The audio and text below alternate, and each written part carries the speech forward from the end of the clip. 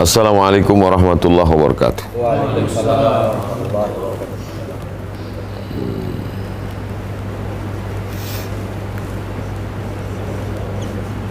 Bismillahirrahmanirrahim. Kullu amrin ribalin, semua amal yang baik, walam yubda bi bismillah, kalau tak dimulai dengan ucapan bismillah, fahuwa aqta, maka dia putus. Sependek-pendeknya bismillah. Nabi waktu dekat makanan tu dia katakan bismillah. Ya ghulam, wahai anak kecil, sammillah, sebutlah nama Allah, bismillah. Adapun bismillah, Allahumma barik lana fima razaqtana wa qina azabannar, hadisnya dhaif. Itulah yang menjadi celaan orang. Jangan baca Allahumma barik lana, itu hadisnya dhaif. Sedangkan kita, kata Imam Nawawi, ajma'atil ummatu ala jawazil amal bil hadis dhaif. Ijma' sudah ulama, ijma' konsensus, sepakat ulama boleh beramal dengan hadis dhaif. Sedangkan ini kelompok ini katakan dhaif, tak boleh diamalkan. Imam Nawawi mengatakan boleh beramal hadis dhaif. Dijelaskan lebih lengkap lagi oleh Imam Jalaluddin Abdurrahman As-Suyuti dalam Tadribur Rawi Syarah Taqrib An-Nawawi, boleh mengamalkan hadis dhaif kalau satu, bukan masalah akidah, bukan masalah hukum halal haram, tidak ada periwayatnya yang kazab pendusta, dan dia masih bernaung di bawah hadis sahih, dan untuk fadail a'mal, Allahumma barik lana fima razaqtana wa qina azabannar. Itulah maka status yang kemarin saya makan kepiting banyak itu, saya buat update-nya di situ, bismillah. Tidak Allahumma barik lana, karena netizen ini banyak menghindari khilaf. Bismillah. Dan kalau lapar kali kita, bismillah, tak sampai panjang kali.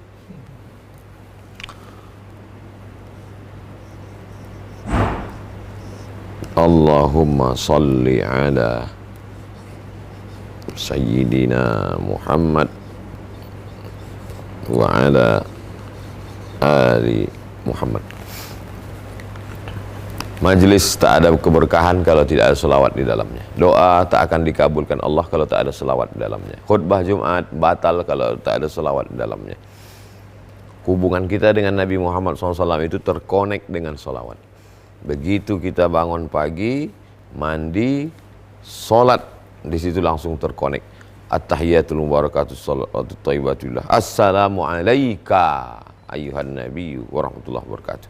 Wassalamu alayna wa ala ibadillahi salihin. Salam dulu. Sampai salam kita dari puncak bukit paling tinggi di Batam nih, menengok ke bawah sampai ke kota Madinah. Assalamu alayka ayyuhan nabiyyu warahmatullahi wabarakatuh. Dijawab oleh Nabi Muhammad, waalaikumsalam warahmatullahi wabarakatuh. 3 sudah doa Nabi untuk kita hari ini. Selamat engkau, barakah rahmat engkau, barakah. Waalaikumsalam warahmatullahi wabarakatuh. Disambung dengan yang kedua, Allahumma salli ala Sayyidina Muhammad wa ala ali Sayyidina Muhammad. Dibalas Nabi dengan 30, sallallahu alaihi biha asyra, huttat anhu asyara sayyi'at, ditutupi 10 kesalahan, wa rufi'an lahu asyara darajat, dinaikkan 10 tingkatan darajat kemuliaan. Tak akan sampai orang kepada Allah kalau tidak melalui salawat kepada Nabi Muhammad sallallahu alaihi wasallam. Maka banyak-banyak salawat. Allahumma salli ala Sayyidina Muhammad wa ala ali Sayyidina Muhammad. Banyak-banyak salawat. Allahumma salli ala Sayyidina Muhammad. Jadi jangan nanti banyak-banyak salawat. Salawat.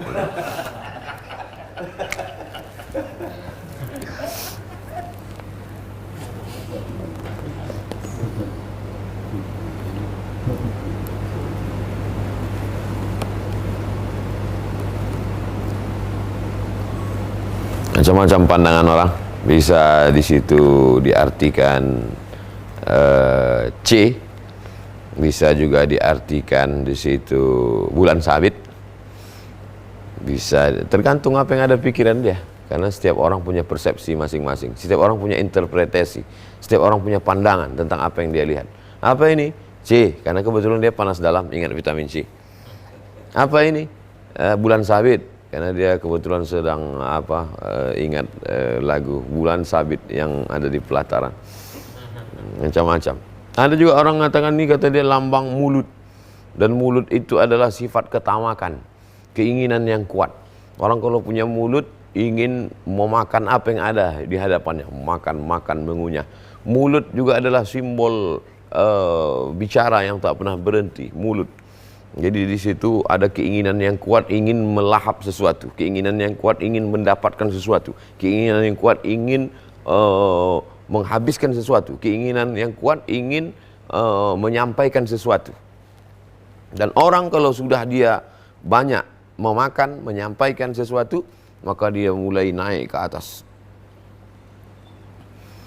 Naiklah dia ke atas, merasa dia lebih tinggi, merasa dia lebih hebat, merasa dia lebih sempurna, merasa dia lebih banyak ilmu, merasa dia lebih perkasa, merasa naik dia ke atas. Maka orang itu kalau sampai ke atas muncul sombongnya, muncul egonya, muncul takabburnya, maka dia mesti turun ke bawah. Turun dia balik ke bawah. Dia mesti turun balik ke bawah. Setelah dia turun ke bawah, merasakan bahwa dia tak ada apa-apa, dia tak punya apa-apa, dia tak punya pengetahuan apa-apa, barulah dia berserah diri mengikut kepada Muhammad sallallahu alaihi wasallam. Orang tidak akan mau mengikut Muhammad kalau masih bangkit egonya. Filosof-filosof yang merasa dirinya lebih hebat tak mau ikut.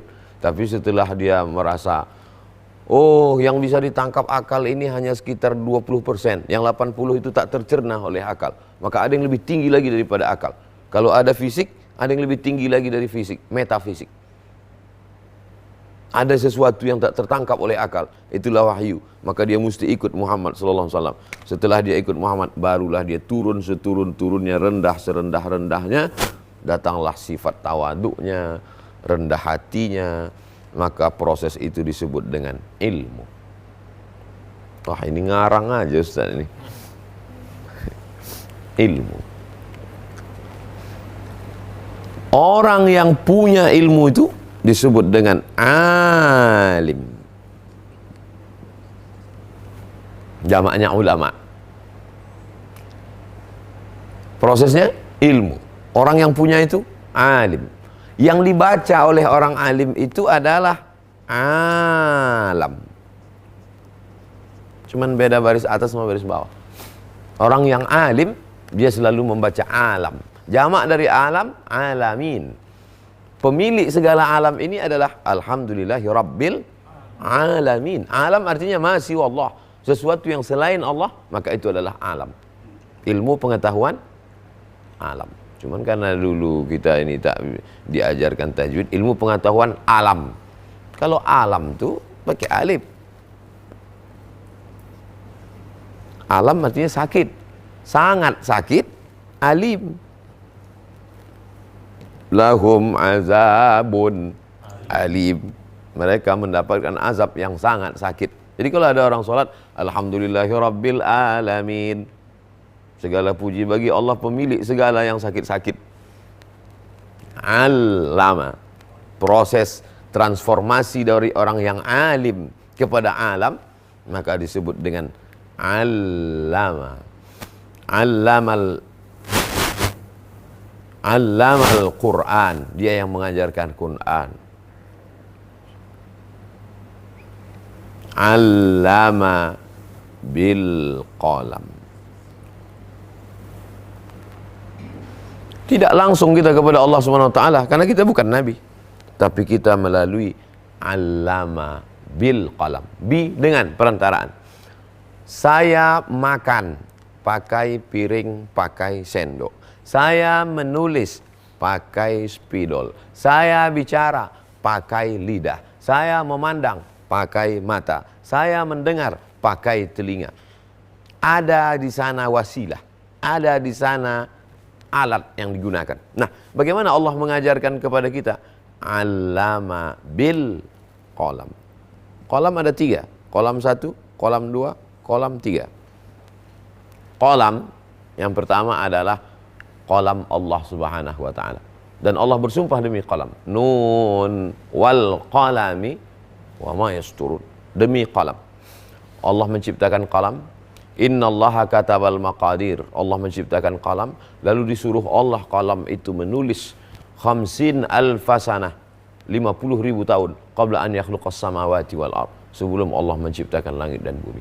Ya qalam, wahai qalam, uktub, tulislah. Qalam menulis di papan. Papan itu bahasa Arabnya lauh. Papan yang terjaga, lauh mahfuz.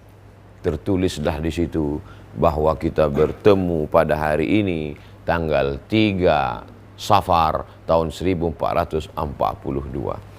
Langkah rezeki, pertemuan, maut adalah bagian dari cara Allah yang mengajarkan dengan qalam. Qalam yang pertama adalah qalam Allah Subhanahu wa taala. Qalam yang kedua adalah qalam malaikat. Inna alaikum lahafizin kiraman katibin. Malaikat mencatat. Ya'lamuna ma taf'alun. Maka malaikat mencatat semua lewat qalamnya. Maka ada catatan bapak, ada catatan adik, ada catatan saya. Kita punya semua catatan, dan kelak catatan itu akan diberikan Allah SWT.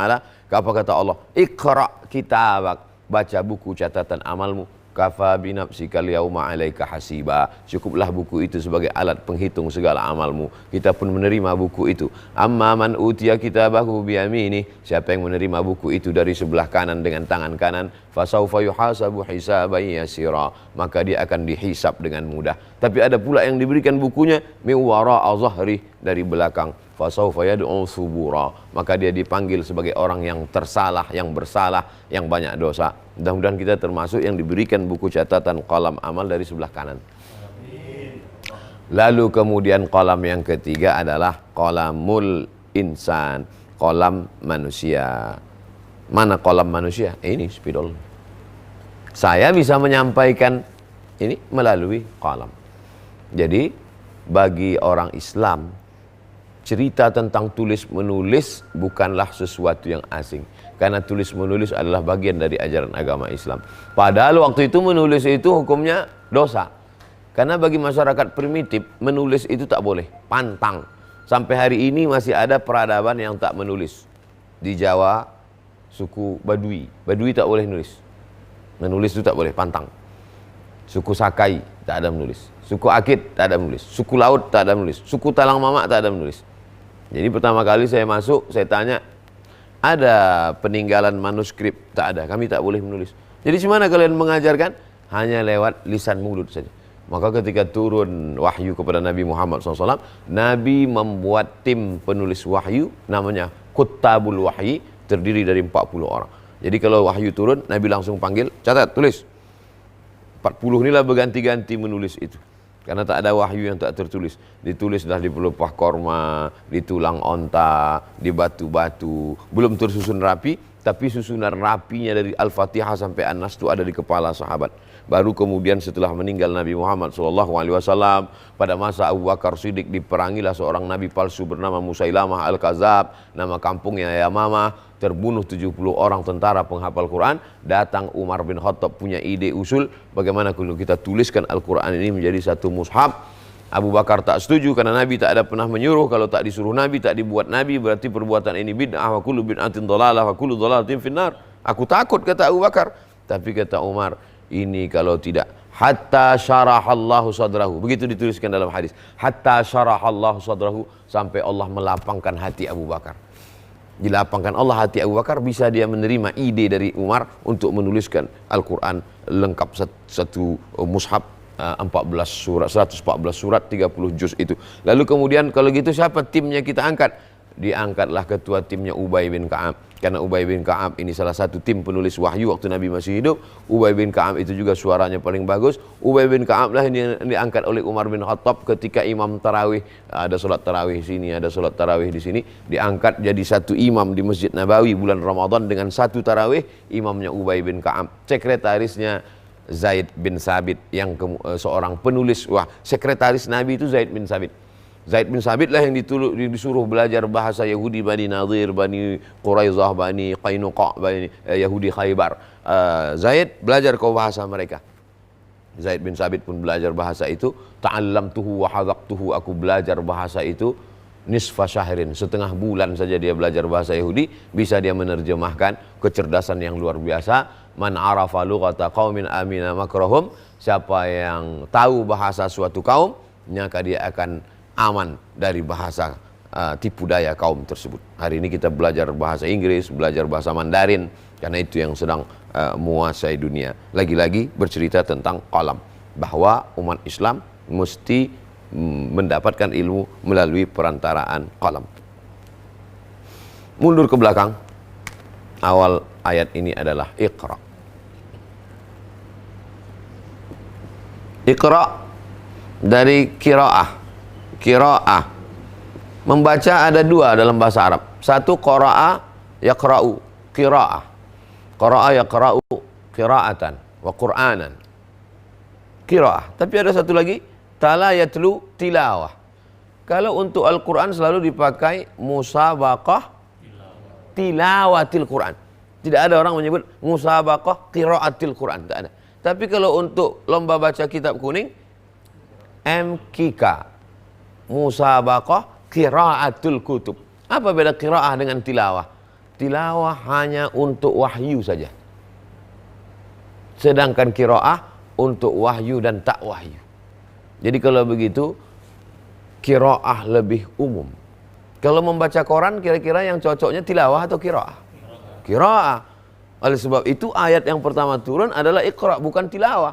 Seandainya Allah mengatakan utlu ma uhiya ilaika min rabbik, bacalah wahyu saja. Tapi yang turun ketika itu adalah Iqra, bacalah, baik wahyu maupun tak wahyu.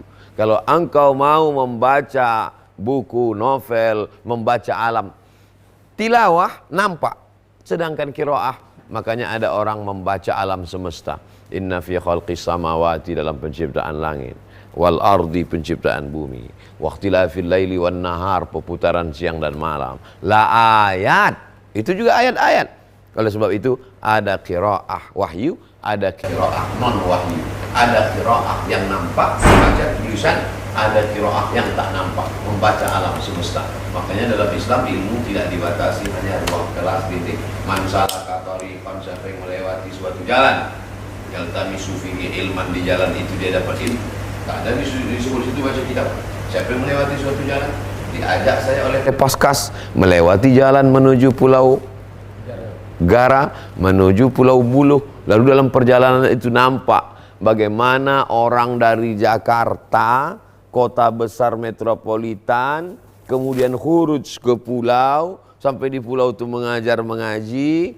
Setelah itu orang pulau ini mengatakan, janganlah bapak pulang, ajarkanlah kami. Belajar. Oh, Abdul Somad, inilah yang dakwah itu. Sesungguhnya engkau yang lakukan selama ini hanyalah ta'lim saja. Mereka lah yang berdakwah, yang sebelumnya tak mengenal Allah. Akhirnya semua satu kampung kakak masuk Islam. Tinggal 2 rumah lagi ustadz yang belum lagi mengenal Allah, tapi anak-anaknya sudah mulai datang kemari belajar. Abdul Somad sedang belajar, tapi waktu itu tak ada baca kitab. Waktu itu dia sedang belajar qiraah, membaca alam, membaca alam semesta. Yang dimaksud membaca alam sini adalah membaca bagaimana dengan melihat alam mengingatkan kita kepada Allah. Karena banyak juga maksud membaca alam kode buntut. Bukan itu yang dimaksud. Iqra. Biasanya kalau dalam bahasa Arab itu ada namanya fi'il lazim, ada fi'il muta'addi. Lazim mudah saja mengingatnya. Lazim la, tidak perlu objek. Muta'addi perlu objek. Saya pergi, tak perlu objek. Tapi kalau saya membaca, perlu objek. Membaca apa? Tapi aneh dalam ayat yang pertama ini. Iqra, tak ada. Kul ta'aman, ishrab syaraban, unzur ilal jabali. Ada yang dilihat, ada yang dimakan, ada yang diminum, ada yang dipegang. Tapi untuk membaca ini mestinya bacalah ini. Tak ada. Kalau kita baca dalam ayat itu, Iqra, tak ada apa yang dibaca. Maka sesungguhnya makna di situ, bacalah apa saja dari ciptaan Allah Subhanahu wa taala. Tapi jangan lupa, boleh saya membaca bukunya Shakespeare? Boleh. Boleh saya baca bukunya Karl Marx? Boleh. Boleh baca buku Stalin? Boleh. Tapi jangan lupa syarat dan ketentuan berlaku. Iqra bismi rabbikal ladzi khalaq. Dia mesti diikat dengan nama Allah. Apapun yang kau baca, maka mesti diikat dengan baca Allah. Baca dengan nama Allah. Maka kalau orang ada membaca buku yang tidak sesuai dengan ajaran Islam, ketika dia baca itu bismi rabbik, maka membaca itu hanya sekedar tahu, bukan untuk mengikut, apalagi menjadikannya sebagai keyakinan, apalagi sebagai menjadi landasan perbuatan dan ucapan, tindakan serta pikiran. Tapi dia memahami itu hanya sebagai tahu. Araftu syarra la lisyarri walakin lijtinabihi. Aku tahu kejelekan itu bukan untuk berbuat jelek, tapi hanya untuk tahu tentang jelek. Masa ada orang tahu jelek tapi tak mengamalkan jelek? Itulah yang sudah satu ilmu khusus di UI, Universitas Indonesia. Namanya kriminologi. Ilmu kriminal. Kalau terjadi mutilasi, terjadi pembunuhan, terjadi pencopetan, siapa yang diwawancarai oleh Pak Polisi? Kriminolog ini. Pemirsa televisi sekalian, mari kita saksikan dialog Bapak kepolisian dengan pakar kriminolog dari UI. Bagaimana sebenarnya dia mutilasi ini, Pak? Apa ini? Dia ini dipelajari khusus itu sampai S1, S2, S3, kriminologi, ilmu tentang kriminal. Orang mesti tahu itu. Karena orang tidak tahu bagaimana cara berpikirnya kriminal, kemana dia. Kalau dia habis membunuh, dia larinya kemana. Itu yang tahu tuh kriminolog. Karena dia berpikir dengan pikiran si kriminal itu. Tapi semuanya tetap kita baca dalam kerangka Bismi rabbikal ladzi khalaq. Khalaqal insana min 'alaq. Khalaqal insan min 'alaq. Khalaqa mencipta, insan manusia, min 'alaq dari alaq. Orang Arab menyebut permen karet itu alaq. Andak alaq kata dia. Kau pada permen karet. Kenapa kita ini disebut diciptakan dari alaq? Karena kita adalah diciptakan dari darah yang menempel di dinding rahim seperti menempelnya lintah pacat. Yang pernah masuk ke kampung suku Talang, terbayang bagaimana pacat menempel. Berawal dari pacat yang kurus, lama-lama pacat ini menggombong menjadi besar. Begitulah darah itu menempel di dinding rahim. Awalnya kecil lalu kemudian membesar, dihisapnya. Sebagaimana pacat lintah menghisap darah, begitulah kita menghisap saripati ibu menjadi sesosok makhluk. Diingatkan, orang yang sombong itu diingatkan, membacalah engkau, apa yang perlu kubaca? Aku kan orang hebat, aku kan orang berilmu, aku kan profesor, aku kan S3, aku kan sarjana, aku kan IP-ku 4, aku kan orang paling lebih dulu. Aku disadarkan lagi bahwa kau bukan apa-apa dan kau bukan siapa-siapa. Allah yang menciptakan engkau dan engkau. Di sini kita sedang diingatkan tentang asal muasal dasar bahwa kita ini khalaqa, diciptakan Allah. Kau bukan pencipta, kau diciptakan. Insan dari kata nasya, kau pelupa, kau tak ingat, kau tak punya apa-apa, kau tak punya ilmu. Min alaq, asal muasal kau sama. Mau kau raja, mau kau sultan, mau engkau penguasa, mau kau orang kaya, mau kau rakyat jelata, asal kau sama semuanya. Tak ada kasta dalam Islam. Khalaqal insana min alaq. Disadarkan. Orang kalau sudah sombong, sadarkan dia lagi. Ada orang perantau, lalu kemudian setelah itu dia jadi bisnismen, orang kaya. Tapi ada orang yang tahu sejarah hidup dia. Ketika dia petantang-petenteng, angkuh dan sombong, diingatkan sama orang. Kau tak usah sombong, dulu waktu kau datang kemari kan cuma membawa pakaian sehelai sepinggang. Sekarang kau baru hebat betul kan? Bapak kami pun tahu dulu bapak, ibu bapak, datuk nenek moyangmu dulu bukan siapa-siapa. Gitulah Allah menyadarkan kita pada orang yang sombong. Belajarlah kalian, membacalah kalian.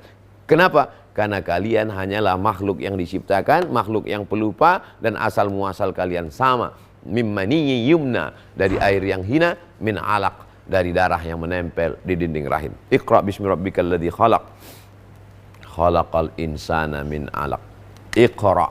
2 kali diulang. Pengulangan dalam Al-Quran, pengulangan dalam hadis biasanya maknanya adalah titik. Kita dapat informasi titik. Diulang sekali lagi, mulai garis panjang, putus. Diulang sekali lagi, mulai agak menyambung, tapi masih ada putus menyambung. Diulang sekali lagi, barulah dia menyambung, tapi masih belum nyata betul. Diulang sekali lagi, akhirnya nyata, senyata-nyatanya. Begitulah proses berpikir manusia. Berawal dari ide-ide kecil, menyambung jadi ide-ide besar, akhirnya terwujud. Maka mesti diulang beberapa kali. Iqra bismi rabbikal ladzi khalaq, khalaqal insana min 'alaq. Iqra wa rabbukal akram. Fabi ayyi ala'i rabbikuma tukadziban? Fabi ayyi ala'i rabbikuma tukadziban? Fabi ayyi ala'i rabbikuma tukadziban? Terjadi beberapa pengulangan dalam Al-Qur'an. Iqra wa rabbukal akram. Bacalah. Baca sekali lagi. Wa rabbukal akram. Akram diambil dari kata karim. Karim artinya dermawan. Diambil dari kata karam. Orangnya karim. Manusia karim. Allah karim. Maka dalam bulan Ramadan itu yang dibaca. Allahumma innaka afuwun karim. Kenapa tidak Allahumma innaka afuwun rahim? Allahumma innaka afuwun azim. Allah innaka afuwun alim. Tapi kenapa Allahumma innaka afuwun karim? Kenapa dermawan? Kedermawanan Allah itulah yang kau ambil tepat di bulan Ramadan, karena itu saat orang lapar maka kau bagi makanan. Makanya Nabi Muhammad SAW itu kalau di bulan Ramadan kebaikannya karihil mursalah, seperti angin yang tak putus, berbagi makanan dan lain sebagainya. Karim. Makanya kalau ada orang yang dermawan disebut fulanun karimun, itu orangnya Masya Allah, itu dermawan itu Pak Ustaz, itu menyumbangnya banyak itu. Karim. Allahumma innaka afuwan karim. Ketika yang pertama kita disuruh iqra, apa yang perlu kau baca?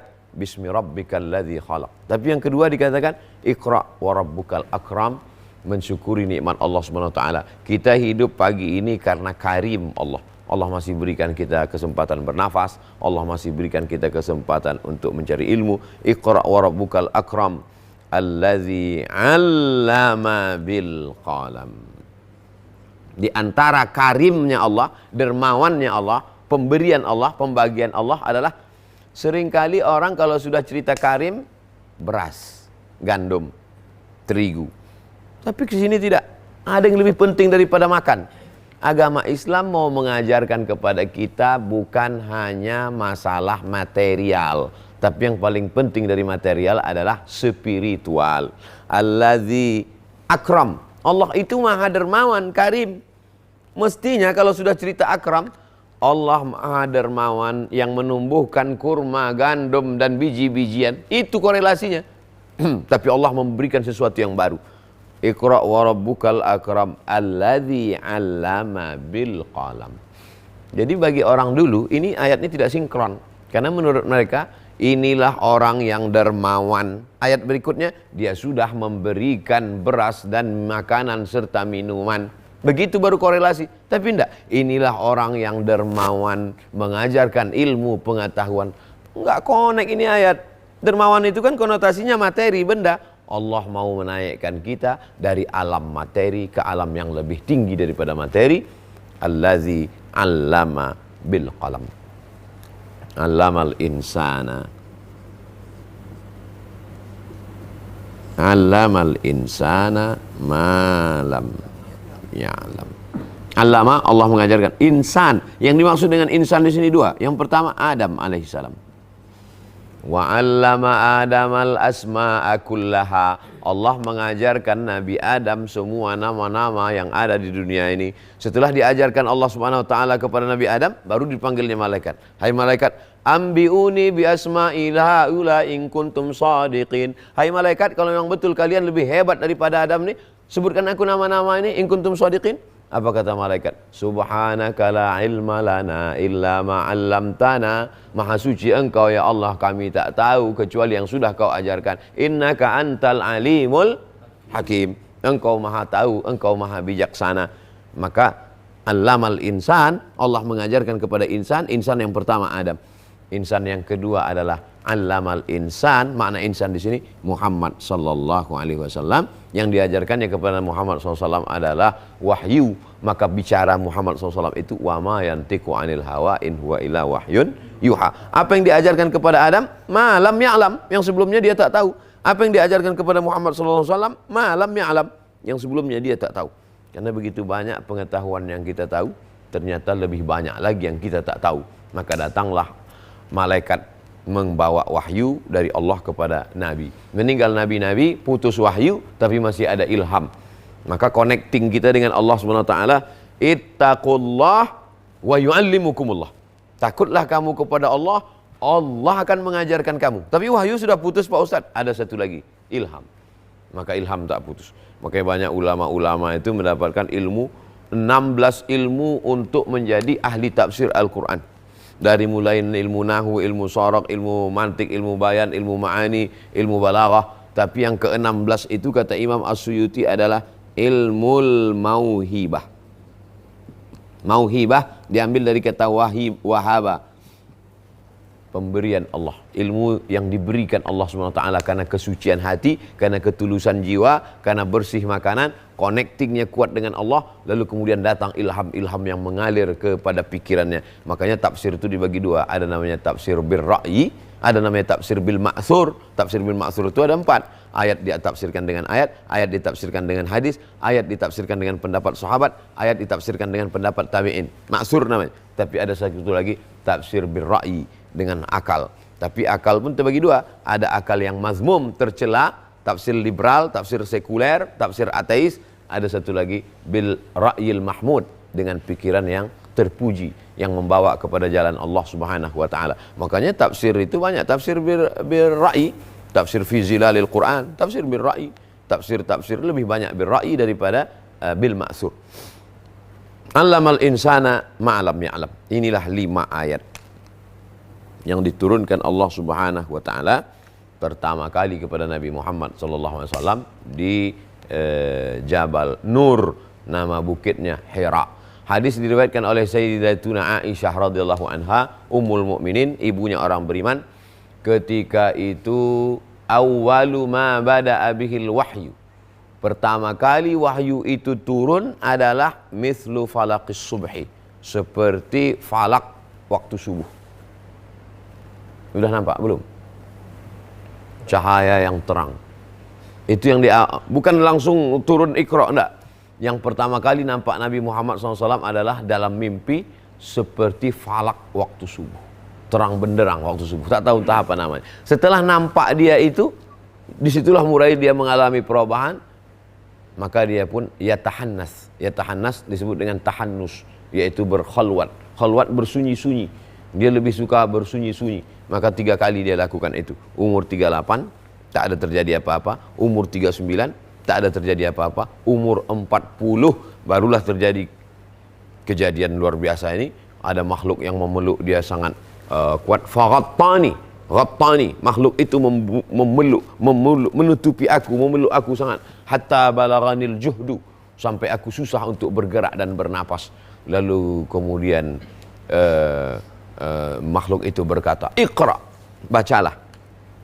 Ma'ana biqari, apa yang mau aku baca? Aku tak bisa membaca. Lalu kemudian ini kemudian dikritik orang. Nabi Muhammad itu kan tak bisa baca, Pak Ustaz. Iya, kalau memang dia tak bisa baca, kenapa disuruh Jibril membaca? Berarti Jibril itu tak tahu bahwa dia tak bisa baca. Jibril tahu Nabi Muhammad itu tak bisa membaca. Lalu sudah ada orang tak bisa baca, disuruh juga membaca. Saya misalnya guru TK, ada anak di situ yang tak bisa baca, kasih buku, baca. Aku tak bisa membaca, Pak. Baca. Murid nih bodoh atau guru nih bodoh? Guru nih bodoh, udah jelas anak tak pandai baca, kenapa suruh juga membaca? Pemahamannya bukan seperti itu. Orang yang mengkritik ini orang jahil. Maksud Jibril di situ membaca adalah bacalah wahyu. Wahyu belum diturunkan, apa yang mau dibaca? Itulah seolah-olah ucapan Nabi SAW. Wahyu belum turun lagi kepadaku, wahai Jibril. Apa yang perlu kubaca? Kita kalau mau orang itu mentalnya siap, maka salah satu cara metode pendidikan, tanya dia dulu. Makanya beberapa ayat dalam Al-Quran itu diawali dengan pertanyaan. Al-Qari'ah, Mal-Qari'ah, Wa ma adraka Mal-Qari'ah. Setelah orang ditanya itu siap, maka penceramah pun begitu. Tahukah Bapak Ibu sekalian apa yang akan terjadi di akhir zaman nanti? Kata Ustaz Zulkifli M. Ali, karena dia spesialis akhir zaman. Maka orang pun bertanya-tanya, apa dia? Ketika orang ingin bertanya, terbuka isi kepalanya, pada saat terbuka itulah dimasukkan ilmu pengetahuan.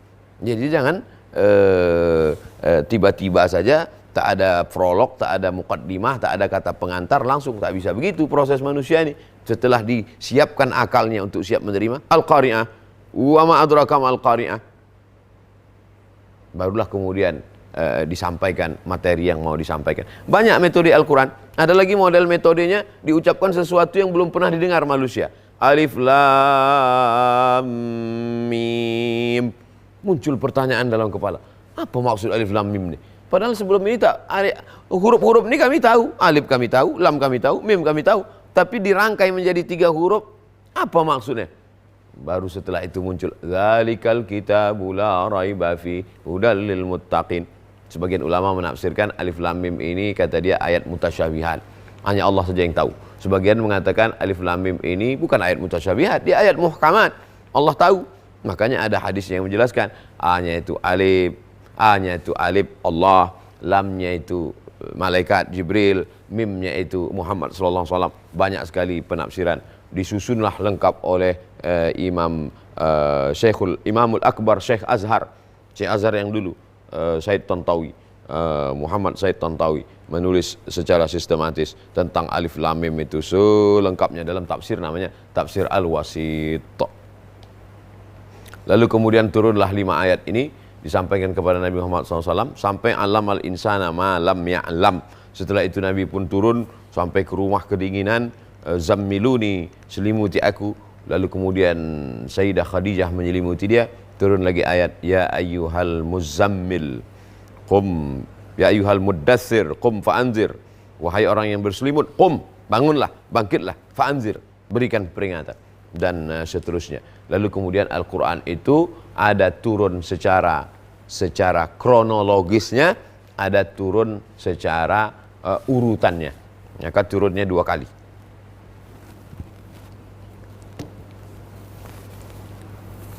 Fi lauhim mahfuz, dia berada di lauh mahfuz. Lauh papan, mahfuz terpelihara, papan yang terpelihara. Turun dari papan yang terpelihara ini ke sama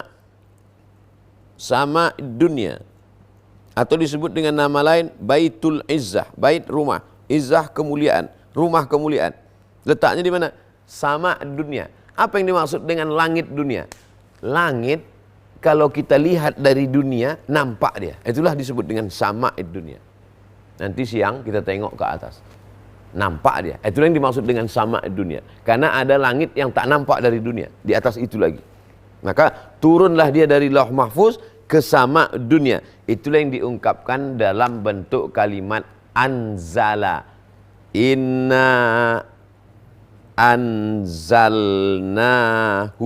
Makna anzal, turun sekaligus serentak 114 surat, 30 juz, diawali Al-Fatihah, ditutup dengan An-Nas. Turun serentak sekali, turun ke sama dunia.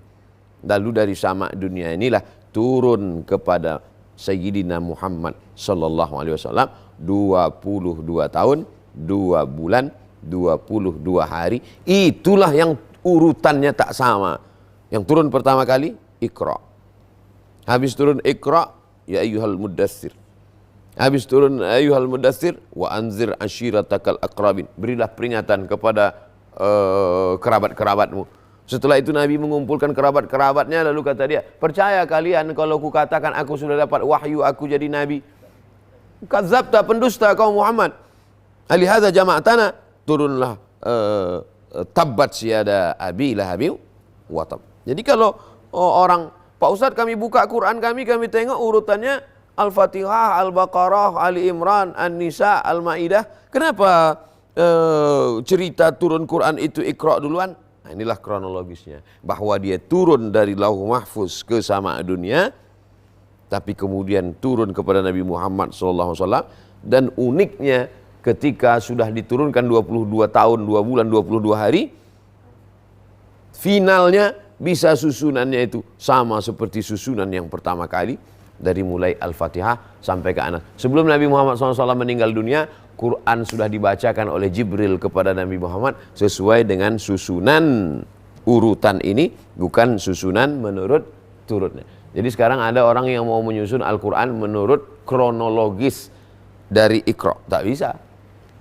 Karena rahasia Allah Subhanahu wa taala diturunkan Allah kepada Nabi Muhammad SAW sesuai dengan urutan yang ada di Lauhil Mahfuz. Itulah yang dihafal oleh para sahabat Nabi. Jadi bukan setelah Nabi meninggal, sahabat Nabi itu mengumpulkan Quran yang ada di pelepah korma, di tulang onta, di batu-batu, lalu kemudian disusun ulang. Nah, Quran itu sudah ada di kepala sahabat.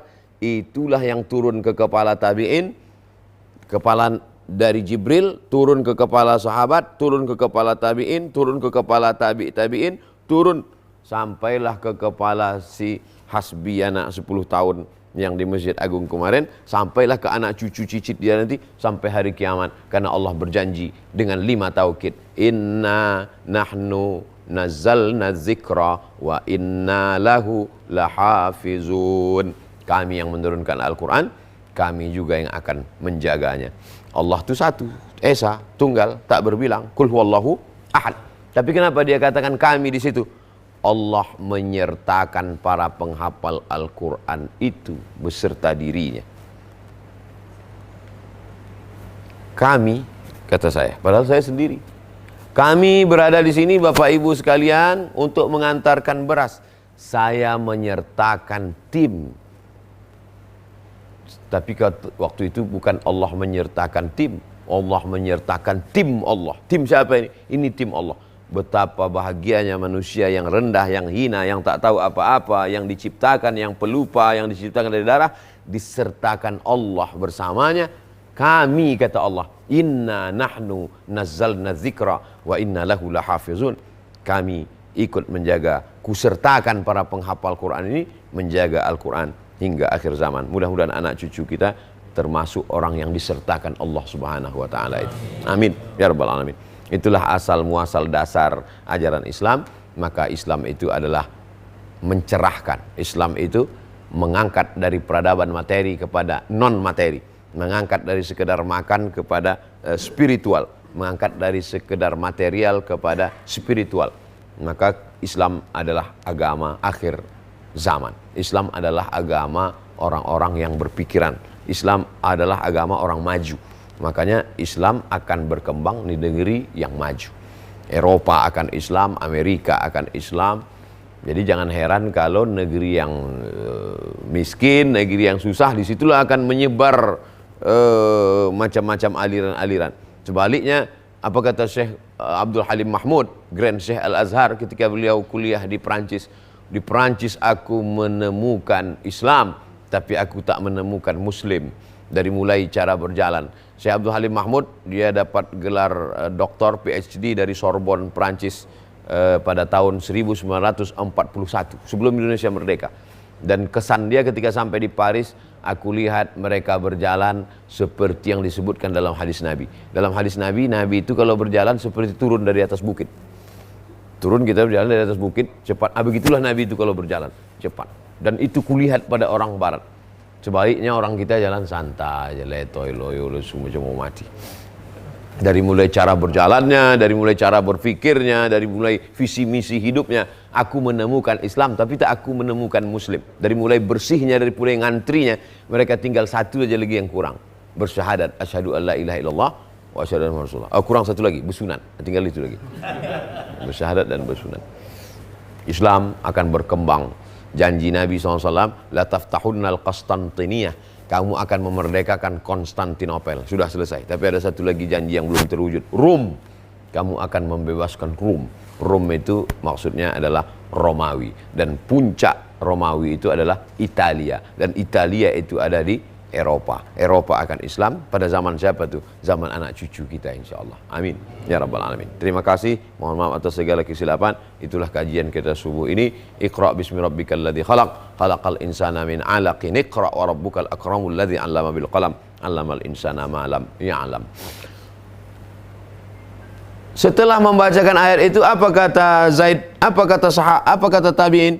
Nabi punya sahabat punya murid sahabat yang tak jumpa dengan Nabi itu tabi'in. Namanya Imam Al-Hasan Al-Basri. Al-Hasan Al-Basri. Apa kata Hasan Al-Basri? Sadaqallahul azim.